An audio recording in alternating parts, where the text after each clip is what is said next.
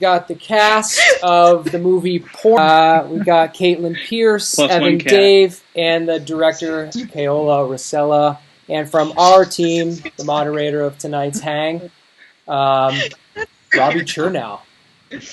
Everyone good? Yeah. Doing well. And Hi. Erik, I think one intro, and you might need to make this one. Who just graced us with their presence by walking across the screen? That is Ripley. She's my cat, named after the one and only Alan Ripley from the Alien movies. Beautiful. Amazing. Nice. Well, she might come back again. I don't know. She likes to. I like that. There's now, we've just started, and there's already an added level of suspense going through. When will the cat return? When will she return? What will she do? Will she return in one of our boxes? I don't know. I don't know. I love this. Thank you, Erik. First and foremost, reiterating what Erik said, thank you guys so much for being here. It's really an honor. I personally have fanboyed out over this film since I saw it over at South by. So to be able to talk to the three of you is pretty special for me. So thank you very much. Absolutely. Thanks for having us. Absolutely. And I mean, let's jump right to it. First and foremost, the film's been out for a week at this point. It's getting a great reception. It's at around 80% on Rotten Tomatoes. Right? That's awesome. How have you guys found the reception to be so far? Personally, I think it's. I'll let you guys talk, but I think it's been pretty awesome. I'm super excited about it. I mean, I've had a really positive reception. There's occasionally, some hater, but most of the time it's great. And even, I mean, hey, they watched it, so I don't really care. Exactly. Joke's on them. Yeah. Oh, one of my good friends who hates horrors did watch it, and Evan, you were her favorite. So. Wow. Okay. All right. I just watched despite the Abe curtains. Yeah, you could. She was like, I really like that guy with the curly fro. Nice. All right. Yeah, fan base. I gotta start again. Maybe by the time we emerge from quarantine, I'll have the curtains, the Abe curtains back, and they'll just touch the sides of your mustache. Yeah, it'll all down here and. Like a reverse handlebar at that point. Yeah, maybe I could braid it in or something. Yeah, Kind of some beads. Probably could braid it in eventually. That might be really fun. That'd be fun. Absolutely. I think that would do wonders for my career. Great. I think that's a good plan. Another level. No, it's been awesome. Everybody's been enjoying the film, and from friends and family who have seen it and have been sort of like, so anxiously awaiting it, I guess, for so long to finally get to sort of see it. They've been really stoked, and also just all the folks out there have been supporting the movie, and it's really fun. And I love the Instagram people who write about it and don't like it and tag me in it, and I think that's really great to see how they really feel. You've made it when you have trolls. Exactly. Yeah. Yeah. Absolutely. No, and I mean, the reception we've been seeing has been absolutely great. Like I said, and you guys have felt, there have been some pretty ridiculous comments on it, which my God. love. Oh, you got one, Katelyn? No, everyone, yes. There is an epic video that I was tagged in on Instagram that has to be my favorite thing anyone's ever said about me. And everyone should go to my Instagram and go to what I'm tagged in and go to this man's video and watch it because it's hysterical. Keola, you saw that. I sent it to you. Yeah, he said that the nut crush was better than the Darth Vader choke and also better than the snap. Wow. He said it beats both of those things, which is a mighty praise, I say. Yeah. That's very high praise. We're going to need to break Jesus, apparently. I'm hot enough to break Jesus. Sorry, what was that? Apparently I'm hot enough to break Jesus. That's great. So yeah, I think that's pretty great. Was that not your high school superlative?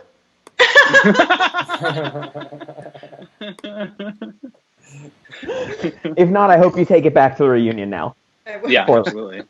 And I mean, I have to go back to the hair real quick, Evan, because this film, I love practical effects. I'm an old school horror fan. What you guys had and put in there was so gratifying to watch and just gave it this realism. The greatest practical effect, hands down, had to have been Abe's hair. Was that a real practical effect, or did you grow that yourself? No, that was real. They thought about doing sort of like a CGI hair thing, but Keola was just like, let's grow it. Let's just go for it. Yeah, I can lean into it. Yeah, he did. And also kind of lean out of, oftentimes when sort of like, when blocking scenes, it sort of would have to be blocked around. The frame would have to be sort of adjusted according to how many people could fit sort of around my hair and vice versa. So it was difficult. I would say a few actors pulled power moves with their hair, and Evan was really on the cutting edge of that. Yeah, I didn't get to do like a fun Going flip. to people's show. It would have been fun. The sequel. Like a nice the sort of sequel. like, yeah, Porno 2. Yeah. Some hair flip. Yeah. Listen, we were just talking before we started. Call Me By Your Name is getting a sequel. There's no reason why Porno shouldn't get a sequel. Yeah. His name is getting a sequel? It is, yeah. I think they wrote there's a book that's He's writing a second book, apparently, and then read the book, got an early into it. of the main and was like, down, let's do it. Yeah. So, I think we're all anxious to see where that story goes. Continue calling me by my name. I hope I hope it's just sort of like back to the fireplace. Yeah. Just picks up where it left off. Right where it ended. He just kind of walks away from the fireplace into the sequel, and we get to see where he goes. That's not that. Listen, it might not be in your wheelhouse, but definitely another idea. And I have to go back to the inception and the onus for Porno to begin with. Sure. I saw an interview earlier. You were saying, Keola, that this came from a true study in which people were in a porno theater and they had demons running through to see if it caught anyone's attention or if they were so focused. Have you run into any other kind of crazy stories or headlines that might be the onus for something we're going to see from you on the screen in the future? Headlines. My sister, I think the byproduct of being a filmmaker is that everybody in your family sends you ideas they're like, wouldn't this make a great movie? Article about a dom who is doing pro bono work during the quarantine to like help de-stress people. And she was like, this is a movie. And I was like, maybe. That actually is a movie. Maybe. I would watch that movie. Yeah. That's crazy. Yeah, definitely something to work for. I feel like both the dom and submissive would need to wear a mask, though. We just need to make sure of that in order for this to be safe. Dynamics, I think, are very interesting. Exactly. Whips, 6 feet whips. Yeah, longer whips. Longer whips. Yeah. Yeah. I get that. Title Longer Whips. Maybe quarantine you in. It's great. Do they quarantine you in a cage for 14 days before the session starts and then put you back in? They've got to. Absolutely. Yeah. And speaking of powerful women, Katelyn, first and foremost. I mean, it's actually a little better today. I was able to, do my hair and makeup and not be too uncomfortable. So that's good. Yeah. Great. Very good to hear. And, I mean, listen, you are the ultimate dom in this movie. Oh, yeah. as the succubus with Jesus-like powers. And I had heard before you would listen to music to get you in the mindset of the succubus. What is the pre-succubus list that gets you going? So, it's not like really normally what I always listen to, but kind of what I listened to a lot in high school, like grungy 90s stuff. Like I listened to a lot of Portishead. Glory Box was my audition song. Keola remembers that because I had to choreograph a dance to it. And then I listened to like a lot of Radiohead, Idiotic or Idiotech. I don't really know what is that song titled. Like I haven't known that song for years. Does anyone know? Idiotech? I think it's Idiotech. Yeah. I think it is Idiotech. Yeah, it is. Yeah. Like discotheque. Okay. Yeah, and you know, just like I guess any kind of dark, sort of angry music. Maybe I should make a Lilith Spotify playlist. And Absolutely. Yes. That'd be sick. Absolutely. how does that sound? I would dig that. My first ever Spotify playlist. Was it conscious that you went to the 90s because of the film, or that's just kind of your wheelhouse? I mean, like, I think it was like kind of stemmed from Glory Box, because I had the audition process was to pick a song and choreograph a dance. Or I didn't know if you had to have a song, but like, how are you going to choreograph a dance without music? I don't know. So I like brought in music to play and did it. And I think that was really just because there's something very dark and sexual about Portishead. And then that, I think, just the movie set in the 90s and all that stuff kind of just like pushed me in that direction, I think. But it wasn't the original impulse. That's great. Yeah, I think I'm speaking for everyone watching out there. We would love to see that playlist come to fruition. All right, I'm gonna do it. And then I guess like something to do while I'm just sitting in my bed, icing my life. Great. And then I mean the natural segue is Evan. What was the playlist for Abe? Yeah, I was just thinking about that. What is Abe's playlist? What is Abe's playlist? I didn't have the jump on it maybe as Katelyn did. I didn't really listen to tunes to sort of prep or anything, but going off the cuff, like, I don't know, maybe a little like Rage Against the Machine. I think Abe got a little anger in him. Like, I think he's kind of got like a little some bit secret of, like, rage. Yeah, some secret rage is just kind of waiting to really boil over. And I also think that he's about to listen to a lot of like movie soundtracks and stuff. Like, I could see him listening to like the Star Wars soundtrack and just like really sitting in his room, like, and just like enjoying himself. Him and Todd just sitting for hours, kind of just listening quietly to this music, or like, yeah, I think that's. They like turn the lights off and then put the. I said, does Abe have a masturbation playlist? Definitely, yeah, I would say definitely. Like... But I think it's also the Star Wars soundtrack. I think that it's both. He kind of tries to time everything up perfectly with the music and stuff. I think it's an ongoing pursuit for him. But yeah, no, he definitely has a masturbation playlist as well. Awesome. I will speak for... no holds barred when you're interviewing about a movie that's titled Porno.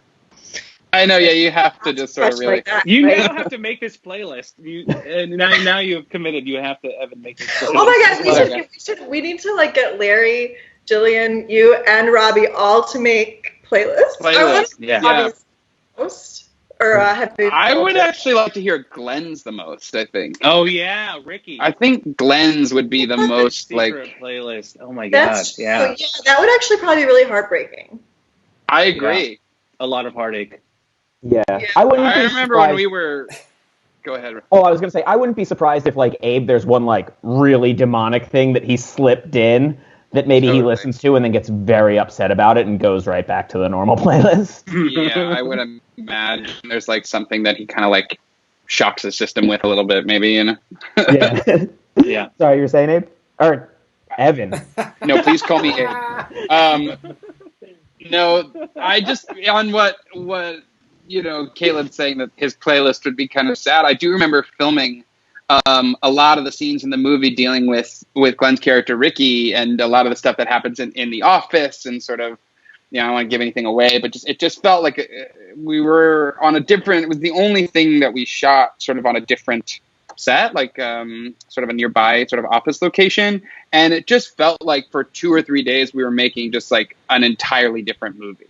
Because for the whole time in the theater, it was so, like, fun and over the top and exciting and, screaming and running around this movie theater. And for, 2 days to be kind of in this one office space, especially, when Glenn's character Ricky's going through, like, something kind of really tough. It's sort of like, it was just a different vibe. And it was, like, really fun to get a little taste of, like, something different, like in the middle of shooting this kind of, like, fun, porno romp kind of, So yeah, it was definitely a lot of fun. Absolutely, and to that, I mean, Keola, as a director, how do you handle that when you're having two completely different feels? I mean, as Evan said, it was almost like a different movie that you were filming for 2 days. From a director hat, how's that? Helped a lot, just kind of like mentally. It like put everybody in a different space and like physically, but also with the stuff that we're dealing with the script. And it's a kind of it transitions from the like craziness to this kind of more serious tone. And I don't know. I mean, when you're casting, you're aware of all the parts of the film, and so you're like, what actors can play both things? Yeah. And that was forefront in my mind, and so we definitely cast around people who could do the kind of like silly stuff that's going on there, and then also do the serious stuff. It's kind of insane, but we shot that stuff so quickly. We kind of like shot it in, I think we budgeted for like 3.5 days in there, and we shot in like 2 days, just because everything was just going so quickly, and the actors were just kind of like on point, and everybody was super keyed in to the tone. And so, I mean, it's a big credit to the actors, Evan and Jillian and Robbie and Glenn, that they were able to like kind of like really go there. I remember walking off set and everybody was like, "Whoa," you know what I mean? Yeah. Everybody was just like, "Whoa, we just did a very serious scene." Yeah, like it was a great. All of a sudden, we're in indie drama. I mean, I wasn't there, but I think you were there in spirit. The fear of you was hanging over the room, Katelyn. Yeah, day one, your aura was there. Was there like a? Well, I mean, I was technically in Greenport when that scene was being shot, but not like on set. But then the reverse of that scene is really funny. That was a funny day when you're like looking in, you see me coming in the bathroom. Yeah. Mm-hmm. Talk about that. Give us a little behind the scenes on the part of that. But that didn't make the cut. But that was one of my favorite monster choices, is to spank. Oh yeah. Yeah. Sad to lose the spanking. Yes. I was going to actually ask about the relationship. What other great choices between everybody leading into this, because all the relationships between all of you felt so natural, and all of the responses to something, if it was scary, like when you're all looking at each other screaming, seems so genuine. Did you get to hang out with each other for a couple weeks, or I mean, was it a couple table reads, or everyone been friends for a long time? Or was it? They just passed really well. Yeah, we hung out, like, just since we were shooting on location, it was nice to be able to like really just like we were together all day, every day for like a number of weeks. I think when we first started, we did do one sort of group table read, at least with like the like 5 sort of like movie theater employees, and which is just like really cool, like jumping in. And from that point on, it's sort of like we're all staying in the same sort of hotel and eating our meals together. So it like created an environment where we could all just really hang out, on and off set, which I think really, really helped. And Larry and I also got some really fun time in where he was in school at the time when we were shooting the movie. So he was like on off days going back to the city to take class, like to go to class, and I would drive him often. So we would kind of like have these like long. I don't know if I knew that. I don't. Yeah, we would drive You drove like back and forth, like to New York, out to so Greenport, adorable. So we had these like nice round trip, like car rides together where we really got to like lock in, and like he's a great guy, and I think that definitely helped. And then like when Katelyn came in too, it was sort of like I think it was staggered nicely as far as like when new people kind of joined our team, and it was able to kind of like integrate people as it felt people were integrated kind of like almost linearly, like in the movie. It was very nice. Yeah, I don't know if that was intentional or not, but it worked, I thought.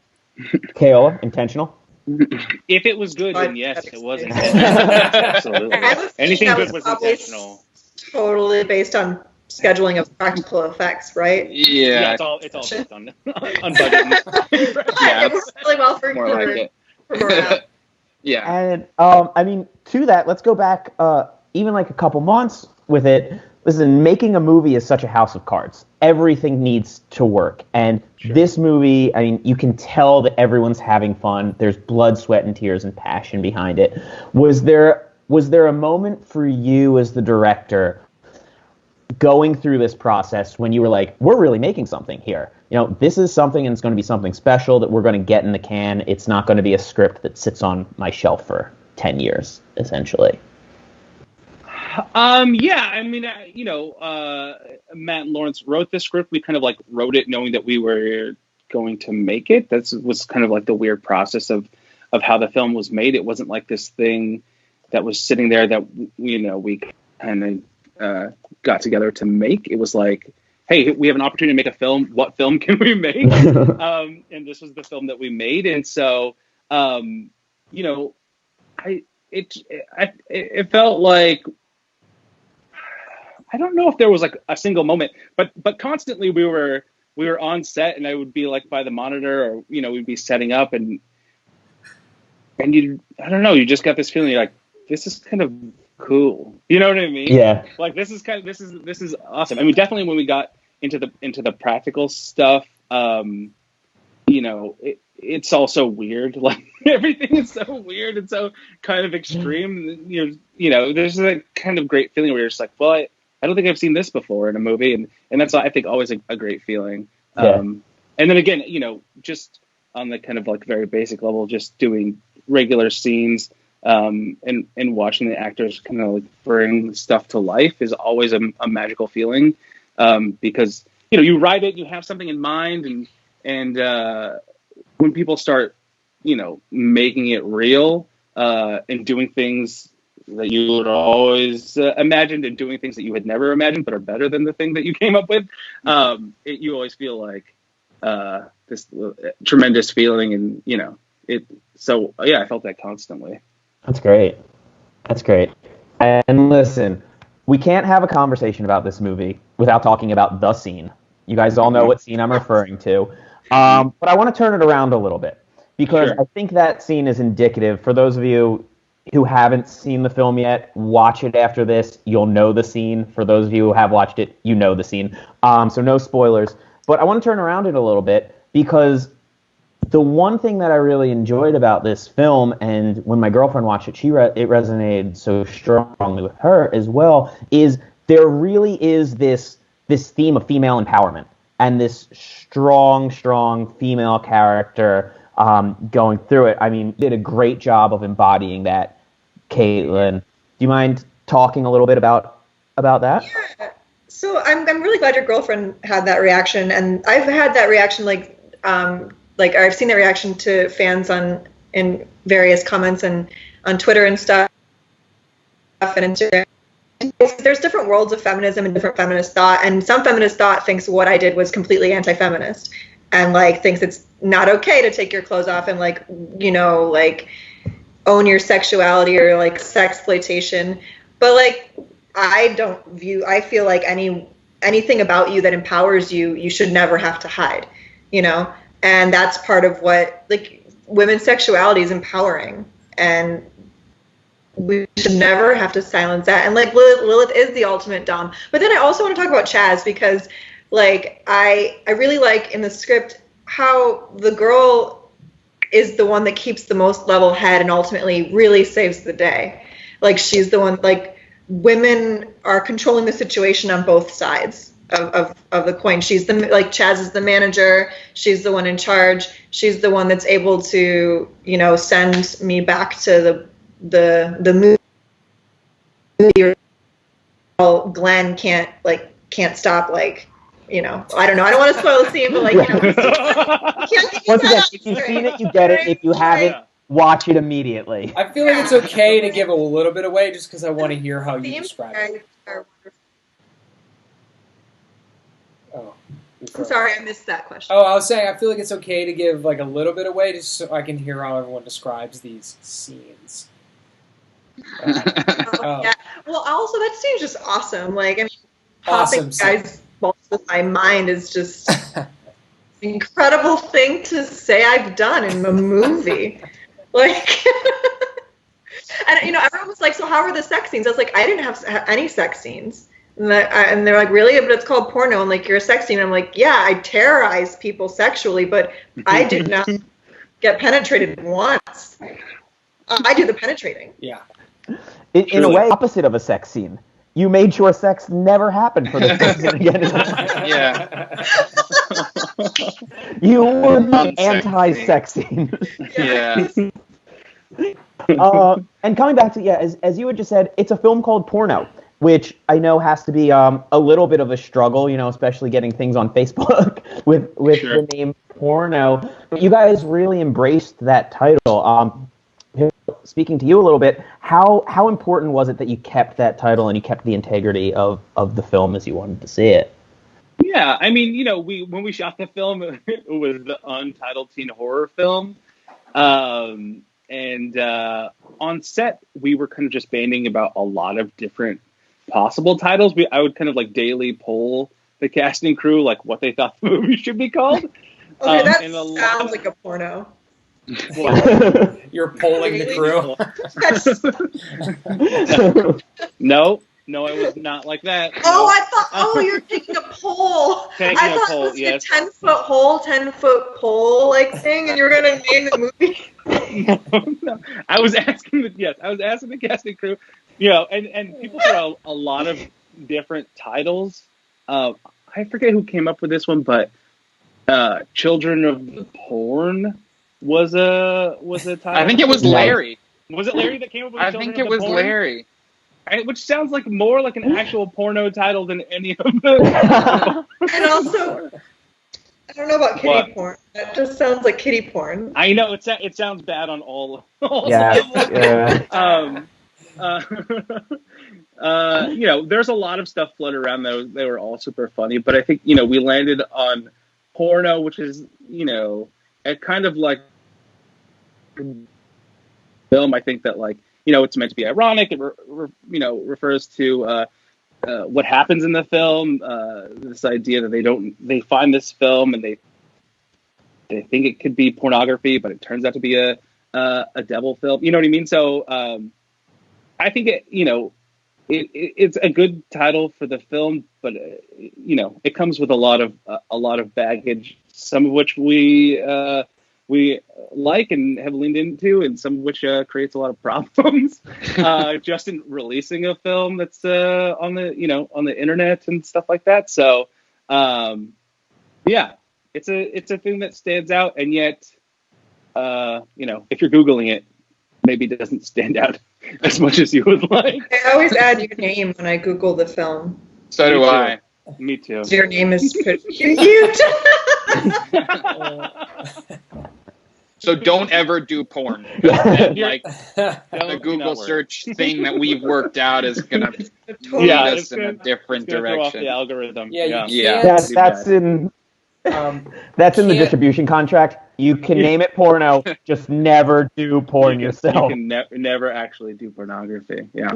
I mean, to be it's clear, a fair trade, this movie is not on Pornhub, but you can find it in a lot of other places. Amazon, iTunes, Alamo, not Pornhub.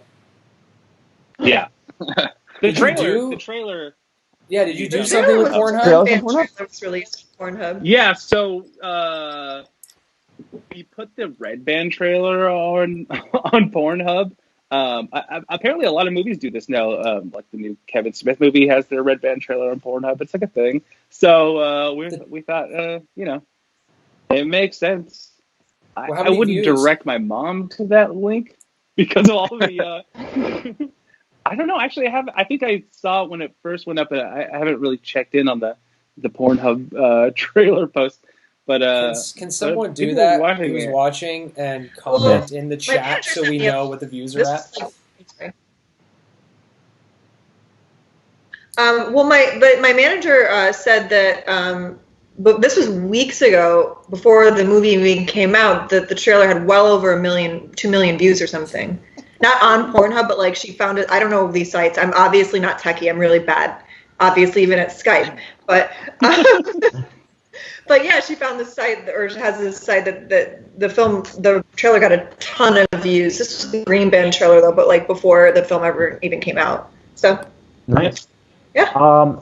I have one more question. It's the elephant in the room, and then I'm going to throw it over. We have some viewer questions coming in, but no one's brought this up. I guess no one's one to make you guys feel bad.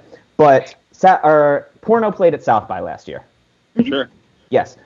Before Porno played, South by Southwest had been going every year. Porno played this year. South by Southwest was canceled.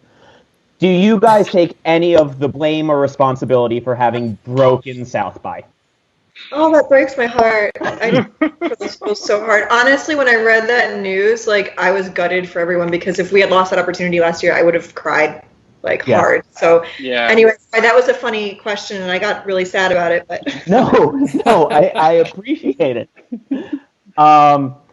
Yeah, and I will say that I participated, the South by crew who were working it, if any of them are watching, and just for you guys to know, I was supposed to go to South by this year. It was actually going to be my first South by in person, so I was pretty heartbroken. I will say that team that they have assembled over there is just, it's full of rock stars top to bottom. Even though it wasn't in person, they put something together where there were still virtual screenings.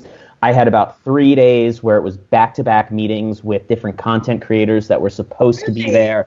Yeah, that's mentor sessions. They, like, hats off to them. It was not the perfect situation, but they really brought it together. Well, that's why. I mean, it's like you're not even just heartbroken for the experience of just going, but all the connections that you can build off of that. Yeah. Like, I booked a movie at South by last year, so just thinking about the actors there or the other people, so it's really nice to hear that they did that. It's really wonderful. The people who run that festival are obviously, like, amazing. That it's like a gargantuan, sprawling thing, and so many moving parts. But, like, I think especially for us, a very small movie, you know what I mean? Like a very small film that may never have been seen in a theater just because of the size, and, you know, we kind of just made it in this, like, funny way. So being able to, like, have a big premiere, you know, a little red carpet, and we played it at sold out theaters, and having that experience is you know, something I cherish, and I think that, like, feel very lucky to have, and yeah, I think you know, people, you know, like Judd Apatow's movie is going to come out and make a lot of money regardless, you know what I mean? But like, you know, for filmmakers of smaller films, you know, it's a real bummer that they can't necessarily have that experience right now. But, you know, it sounds like they're doing a lot of work to kind of support those people. Yeah, great. And to young filmmakers out there, I mean, we'll talk more about them in a, but I mean, Tribeca once again followed suit, and a lot of these major festivals. Listen, it's not a perfect world right now by any means, right, but don't let that discourage you. No, absolutely. Yeah, they're still going through. Down a little bit. No, we do have a couple questions coming in. We have one from Rachel Wilson. Rachel, this is for you, Keola. Talk about how they made the choices. What would be within the film? If you can talk about the porno that we were watching and how that came about. Yeah, absolutely. So that movie was inspired by a filmmaker named Kenneth Anger, who was this kind of, like, amazing queer experimental filmmaker, kind of like satanic guy. I think from the moment we started to write about this film within a film, he was kind of the go-to reference, specifically this film called Inauguration of the Pleasure Dome, and another film called Invocation of My Demon Brother. But it's the kind of thing that you would you might stumble upon and think that you have either watched pornography or a satanic film. But you know, it's just incredible stuff. So that was really the kind of, like, inspiration for that. And actually, when we were on set shooting those elements, which was the last day of filming, which we shot, you know, not in the theater but in this studio in Brooklyn. You know, we really were looking at that film and trying to, like, mimic a lot of what we thought Kenneth Anger, you know, may have done with, like, focal lengths and camera movement and stuff like that. So that's kind of it. I mean, the some of the visual stuff is in the script, and so I was shooting some of that, and also like we were just kind of like doing a lot of weird stuff with the idea that I would go and make it super weird and super funny. So and kind of creepy. Yeah, that's kind of like how that was put together. Nice. And Katelyn, I assume you got 2 IMDb credits for this movie, both for Porno and. Come to think of it. But I guess no. I mean, that's still me. Just my soul's probably trapped way down deep. The demon. Nice. Another question, and this one actually goes to Evan and Katelyn. Someone wants to know. Let me pull it up. When you first saw them and the script come across your desk, what was your reaction to it, and what drove you to it? Essentially, I'll be honest. Before my initial audition, I did not read the entire script. Were you given the whole script? Yeah, and I didn't read the whole script. This is Mr. Keola right now. I just want everyone to watch him. Why didn't you read the whole script? I read the whole script after the first I was a good student. Does anyone watch a full porno? I read, obviously, my sides, things like that. I sort of gave it a nice skim and was like, this is fun. I was into the scenes that I was given. And, went in, I think like probably next day or day after, it was semi-short notice that I got the call and was like really kind of stoked. I remember telling my friends like, oh, I think this is like really great. Like, it really resonates. And then I think I once I sort of was to come in for a callback, my agent called me and was like, hey, they want you to come back in. And are you sure? Do you want to do this? Like they were just sort of like, and like we're kind of like, I was like, yeah, I don't see why not. And they were like. And at that point, I sort of had read the script. And I think that once you get into it on set, like, I think we were all sort of just like, we got to give ourselves over to something that like is bigger than us. And there are people who are in charge here who have a vision, and our job is to sort of bring that vision to life here. And like Keola mentioned, this is stuff I've never seen in a movie before. So it was sort of exciting to be like, you know what, like, this is the kind of stuff that's like exciting and inspiring, and like why people make movies is to kind of like do something daring or different or a little, like I think that people don't really go to the movies oftentimes, or shouldn't always go to the movies to feel like the most comfortable. So I think that like feeling a little uncomfortable going in and reading it, and then once you kind of saw it all come together, and once you saw the energy that was on set, it's just sort of like, this is hilarious. You can't do anything but laugh or sort of enjoy this because it's so over the top. Yeah. So that's my scoop. Great. Sorry, Keola, that I didn't read the script. It's fine. He blew up your spot right now. You only have to read a little to know that it was so good. That right, you wanted exactly. That I really wanted to be a part of it. Yes, okay. Yeah. I think that's great.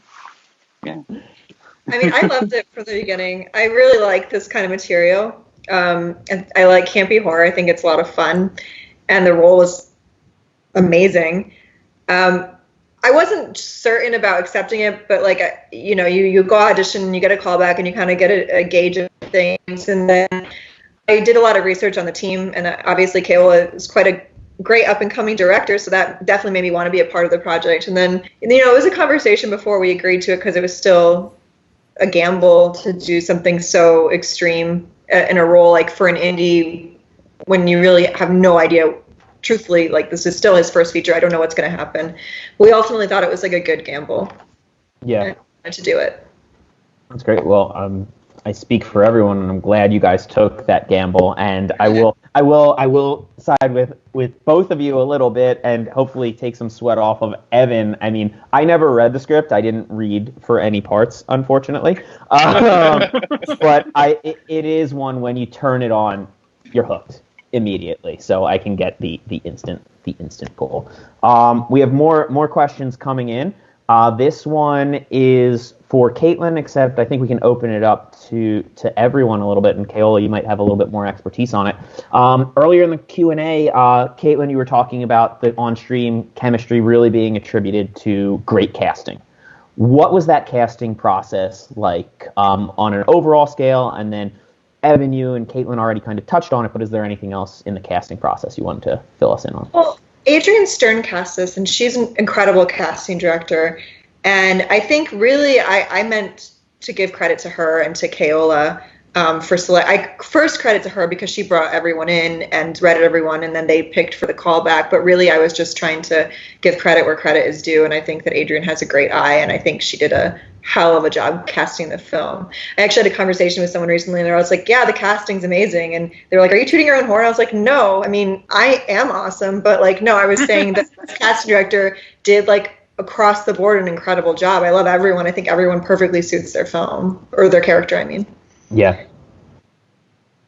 Evan, Keola, anything else? Yeah, no, just that Adrian's great. She actually cast me in the first movie I ever did when I was like 13 years old. Oh, I didn't know. Yeah, Adorable. yeah. So I was, glad that over the years she's continued to be kind to me and to sort of like bring me in when she knows something's right. So she's great, and you know, it was a super easy sort of process going in. We got to read a little bit with some of the other folks who auditioned, a little round robin kind of reading and whatnot, which I always kind of enjoy. It's nice to kind of be in an audition room to a certain point where like you can really ease up and like be kind of free, and it was just like a really warm room. So it was really, really great. Great process. Yeah, I would echo what both Katelyn and Evan are saying, which is working with Adrian was amazing. As a first-time feature director, it was my first time working with a casting director, and so I didn't really know what to expect. And I think she has a great eye for material, and so she was willing to with us, even though we were a very small film, and there wasn't any sort of, at least from my perception, any sort of impediment in the casting process by the size of the film. It felt like she was just giving us a ton of great options, and the cast is one of the first things people mention when they're complimentary of the film, and so I feel really lucky. I mean, I feel like you always casting correctly makes you look good, and I feel like it makes me look pretty good. Great. Well, the next Q&A we'll have to bring her on. Yeah, and talk to her. The casting directors are all one of a bevy of lists of the unsung heroes when making a film. Mm-hmm. So I'm glad we're giving Truly. Them. Yeah.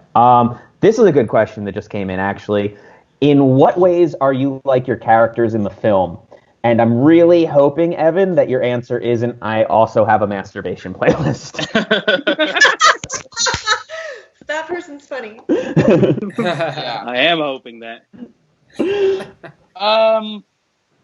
I really resonated with the dynamic between Abe and Todd, between me and Larry. I just like the way it was written, the way it was on the page was just like really close to the way that like a lot of my friends really engaged with one another growing up, and even to this day, just kind of like I don't know, just they're like a really tight duo, and I love that dynamic on the page.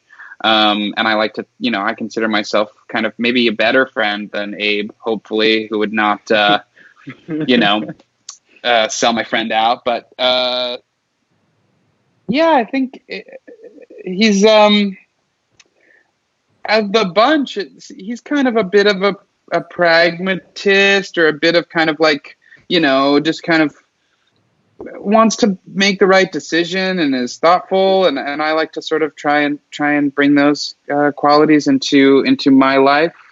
And I've been asked this question before, and it's very hard. I don't know, the hair, man. I think it's really sort of what brought it all together for me in the end, is sort of kind of really, really try on a different look and go for it. Nice. Yeah. Katelyn? Oh, I am Lilith. Yes. I mean, yeah, like I'm sexy, I'm strong, I'm powerful. Like I don't kill people or, slice people's balls off in real life, but emotionally maybe sometimes. Which is worse in a lot of ways. No, I'm really actually a kind person, I think. Sorry, I don't know how to answer that question when it's like a demon. No, that's amazing. I think you answered it perfectly. Thank you. And listen, to Evan, what you were saying, I mean, I've only heard about you as a friend for a little while now, but I like to think that you would have gone above and beyond. I don't know if Abe ever would have driven a friend to back and forth to school on his own, his free time. True, yeah. Well, Abe would have maybe put him on his bike or something, but I don't think Abe... On his handlebars. Yeah, he would have let him ride around. He almost died for Demon Todd. That was pretty... Yeah, I was noble. By Yeah, the end, noble you get guy. there. Yeah, I get there. I would definitely. He's a great friend. He redeems himself. So, True. yeah, no, thank you. I'm glad, Larry. I would love to give you a ride. Any time, just call me up. I'll give you a ride anywhere. This is great. And then, Kale, I don't think you're getting out of this. Which character do you most identify with? Oh man, I don't know. I mean, I feel like there's a little piece of me in all of them. Definitely the scene where Chaz talks about listening to The Cure, like that comes from my high school experience with like the band I exclusively listened to. As this kind of like a weird kid who just like listened to a lot of The Cure and I don't know, was very moody. I don't know. I mean, I think that people want to say, I think they all have amazing qualities, and I hope that I have all of their good ones. Great. Good answer. And then we actually have another all play coming in, a question for all of you guys again. Someone wants to know, to everyone, what was your favorite scene to shoot and why? For me, it was the scene. The scene? Yeah, it was really fun, and also I didn't have to worry about practical effects. I could just be an actor and fuck with them, Awesome.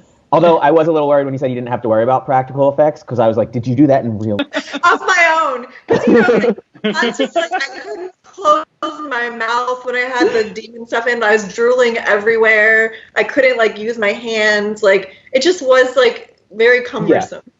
Yeah. That's awesome. I remember after you shot that scene, Esther, who was a amazing hair and makeup person, was like, man, I wish I could do that. She just said it under her breath as she was walking off the set. And I was like, I feel like we're doing something right if that's the response.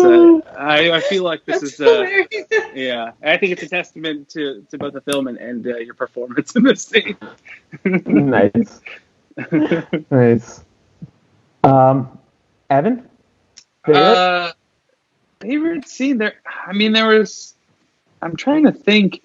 I loved. One of my favorite scenes to shoot actually was a scene that was cut from the movie, which was a scene with me and Larry in the sort of box office of the movie theater. Cut. It's like hanging out, talking shit, and kind of it was a really fun. We were kind of in there for such a long time, just kind of in this actual sort of little box office, and it was just great to look around in there and see, Heather, our production designer, and all this, just done a great job, just really giving you that sort of period kind of early 90s feel in there. So there's just so much cool stuff in there to just play around with, and it was relatively low key as far as just kind of early in the film, kind of just getting going. So it was we had a nice little funny banter, which I had a lot of fun shooting that scene. I do miss it, but other than that, I did also like the stuff with Demon Todd at the end in the bathroom was a lot of fun. Nice. Yeah, it was a good day. It was very sad to lose that ticket booth scene. Sometimes you just have to cut stuff for pacing and totally. That was one of those things, but they were both so funny. I mean, yeah, it was kind of ridiculous. But yeah, it was sad to lose that scene. We also lost I think the other scene that we lost was the one with Ricky and Mr. Pike, which is also an amazing scene. But yeah, I personally, I don't know. It's hard to choose between your babies. Like I love them all. But yeah, kind of like the stuff in The Office is the stuff that I think was super super fun to shoot. And honestly, like it's like arduous and it's uncomfortable, but all the practical effects stuff, the kind of like geek in me, is just like, oh man, I can't believe we get to play with this wild stuff. All that stuff was super fun. That's awesome. Another question coming in. Once again, this one's for all of you. It's very topical too. It's very, very topical, which I appreciate. First part, what theater did you film in, and what's it like making a film mostly in a theater and now being in a world where theaters have disappeared for the time being? Oh my. Yeah. Right? Yeah. Well, we shot in a theater in Greenport, Long Island, and the reason we shot there was because it's seasonal, so it's closed during the winter months, and it was kind of amazing. We had the run of the place as a functioning theater, but just closed during that time period. So it's why we chose that place. It also has a kind of amazing kind of classic single screen theater look to it. Yeah. Yeah. But yeah, I mean it's I don't know. What do you guys think about now being able to go to the theater and having shot this film in the theater? It's just kind of sad. I'm over quarantine, but we gotta do what we gotta do to save the world. But I really loved what Fangoria and Cinestate did to help local theaters around the country. I thought that was really beautiful. The way they the virtual theatrical releases. I had some theater and in this particular place. So I thank you for doing that, and I think that meant a lot to people that really love film and want to keep the community alive. Great. Yeah, I agree. I thought that was an awesome thing to do, and especially with a movie that takes place sort of around theaters and things like that, to kind of like make it a fixture of sort of I think that the movie definitely belongs in that realm, and I'm glad that we were able to do something. I've been it's crazy. I don't know. I heard like AMC was kind of going away, and then like maybe Amazon's buying. I don't know what's going on, but I was sort of like, the world's changing. Sort of like, yeah, it's just like very bizarre. But I guess thankful to have spent as much time in a movie theater as we did several years ago. Yeah. That's not. How have you guys been handling time in quarantine? Baking bread, doing anything new that is new to you? I started renovating my bathroom.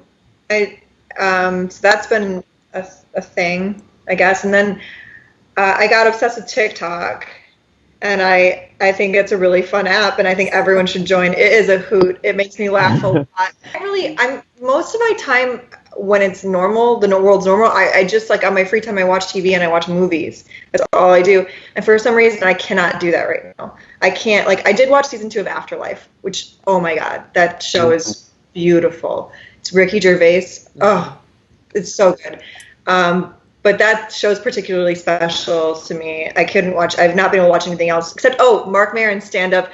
End Time's fun too. Anyway, nice. But then I injured my hip, so I've been in my bed for a week basically. So I'm really quarantined, and I live alone with my cat in Brooklyn. So Ripley is not entertaining? No, she is, but she doesn't like that I'm in bed all the time, so she just sits there and yells at me. Today it's kind of cute, and she'll push my head and be like, "Time to get up, get out of bed." So this isn't normal. It's really sweet. Yeah. Love it. And Evan, yeah, other than growing that sweet stash. Yeah, I've been working on the stash. Otherwise, which is a lot of work, takes a lot out of me. So, but I've just been, enjoying time. I'm up at my family's place upstate, so just hanging out here. My girlfriend's here. Been trying to work on some projects and stuff, some writing. Trying to stay creative, which been really nice to sort of like have this like kind of downtime where you can kind of zero in focus wise on some stuff that maybe otherwise you kind of can push aside easily. So that's been really, really nice to have that time. Just being outside and being kind of around some trees. It's kind of nice to be out of the city. Yeah. It's also uncertain and stressful and sort of also sort of terrible, as I think we're all sort of feeling a little bit of both. So, yeah, I think we're a little shell-shocked no matter what, just because it's a global collective trauma. Mm-hmm. Yeah, definitely. So it'll be interesting to see how things shake out, especially sort of in entertainment and in a line of work. I'm curious to see how that all kind of starts to come back. And yeah, I think it'll be a little scary, but also make room for some like cool like changes or cool sort of like adaptations to different sort of scenarios. And I'm excited to see sort of what comes out of that. Yeah. Definitely. I think there's going to be a lot of COVID horror movies on the horizon too. Yeah. Well, there's the documentary race. There's going to be the doc, so we got to see who wins. Yeah. Yeah. But, yeah. I love it. Although I feel like there might not be a real audience for that too. Yeah, that's what I think. I feel like everyone will be like, I don't want to watch a horror movie about the nightmare I just lived for the past year. No, I haven't wanted to watch I think Pandemic, Contagion. No. It hits a little too close to home. Wait. Just to clarify, after this ends, none of you want to go back into your home, lock in, and watch all about what just locked you in your home? I'm understanding this correctly. To, like, the Michael Bay movie in like 15, 20 years. I think that me and my friends have been playing sort of casting games with that because I think there'll be like a fun like Michael Bay, like Cuomo saves New York City kind of movie that's in somewhere in development, hopefully. I love it. So fingers crossed. And then, Keola, the same question to you. I'm going to add a little extra caveat, and sure. And Katelyn, you guys can chime in too. A, what are you doing, and do you have any advice for filmmakers who might feel daunted a little bit more so currently? Like I mentioned, thankfully, like the South Bys, the Tribecas of the world are really the Fright Fest. All of them are really working their asses off in order to still provide. But do you personally have any advice? Yeah, I mean, I think what I've been doing, aside from playing Animal Crossing, is just doing a lot of writing. I kind of went into the trying to finish a script, and I finished it, and I kind of picked my head up, and I was like, what's going on? Well done. Yeah. And so, it's something I'm very excited about, but then again, you're kind of like, well, when is this stuff going to start up again? So I've been talking a lot with Matt and Lawrence, the writers, and we're working on a lot of exciting projects, and you're kind of just trying to, stay creative and stack the deck a little bit with work. And I think, for anybody who is a filmmaker who feels frustrated by being stuck inside, I think that, I don't know, I find writing very hard, and I find that making time for it and having the discipline to sit down and do the work, which is kind of like what is required. This is kind of the time. It's hard to do when you're stressed out, and this is a stressed out time, but yeah, I mean, I think that being able to collaborate with people over Zoom or over the phone or whatever, and kind of like support each other in, even in writing, it can be an amazing thing. I basically wrote this script with Lawrence, one of the writers of Porno, entirely over the phone before we were even quarantined. The whole thing happened over the phone, so that kind of thing is super possible.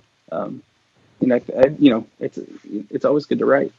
Yeah, absolutely. So we're coming to the end of the time. First of all, I want to thank you guys so much. Before we go, couple very quick things. Anything you guys would like to plug? Any projects coming up? Personally, Evan, I am clamoring at the bit to know if we're going to see any Ghost Bros anytime soon. Again. Hello. Hello. Yeah, anything you're working on. Katelyn, your TikToks have been fantastic, by the way. Let us know. Let us know where to see you guys more. Yeah. Ghost Bros sort of on the back burner. We did one go and sort of had fun, and but good friend Dell and I made that together and continued to make more stuff, sort of more short form kind of comedy stuff together, and then sort of we're working on a little feature together right now. So hopefully gonna use this time to finish that up and maybe just have it in the can, so that way it's ready to go. And it's all on Instagram. Just my Instagram, I put most of it out there, and then I have another one with him called Bean and Dell. Love it. Scoop. Yeah. Love it. Check them out. Katelyn, Keola? Yeah. So I shot a couple films last year after Porno. It was Good Samaritan by Jeffrey Reddick, who's the brilliant mind behind the Final Destination film. So I was really excited to be a part of that. Huge fan of all of his work, and especially of that script. So that was really exciting. And then this past summer I shot a film called Kurt, which is not in the horror world, but it does have sort of a thriller-like vibe. It's set in, it's sort of like about what would be the Me Too movement in the modeling industry. And I played a journalist in that. So that was exciting. And I'm also working with my manager on developing a short horror anthology series. So there's stuff, we're working on it, trying to stay positive. And I'm hoping to direct one of the shorts. So I'm also reading a book that Keola recommended me. So by Sydney Lumet, right? I'm not forgetting Lumet. Sorry, Sydney Lumet. So that's fun. I'm just trying to stay motivated and connected. And I didn't really want to uproot my cat and a little bit high risk right now, so I couldn't go home. Yeah. So I've just been here in Brooklyn, and it's been fun to Zoom and have little acting sessions with people. We do scene study classes and stuff on Zoom with friends, and just stay creative. Nice. Very nice. Awesome. Yeah. For me, I don't know. I mean, working on scripts, nothing I can really talk about right now, but some super exciting stuff. The Blu-ray for Porno, I think, comes out in July. And then I think we're going to get a limited VHS, special edition VHS version, which should be super, super cool. So I look forward to that stuff. Awesome. What did I actually about this tweet about a Heavy Metal Jeff prequel in Vietnam? Oh. Oh yeah, we have an idea for a Porno prequel set in Vietnam. Absolutely. Please. And also werewolves. It's something weird. It's a ridiculous thing, but also Porno is quite ridiculous. But yeah, it's something we're super excited about if anybody's interested. Yes, interested immediately.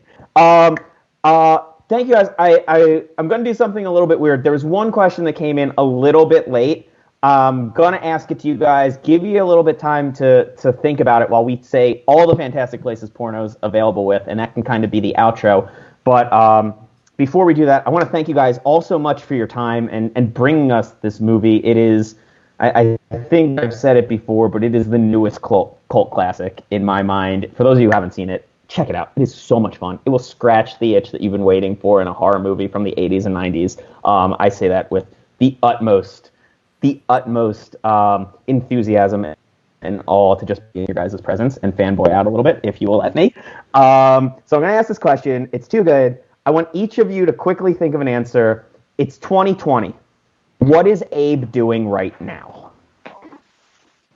Think of that. We'll come back for rapid fire. And in the meantime, we want to plug Porno, of course. Where's Porno playing? You have to tell everyone where it's playing.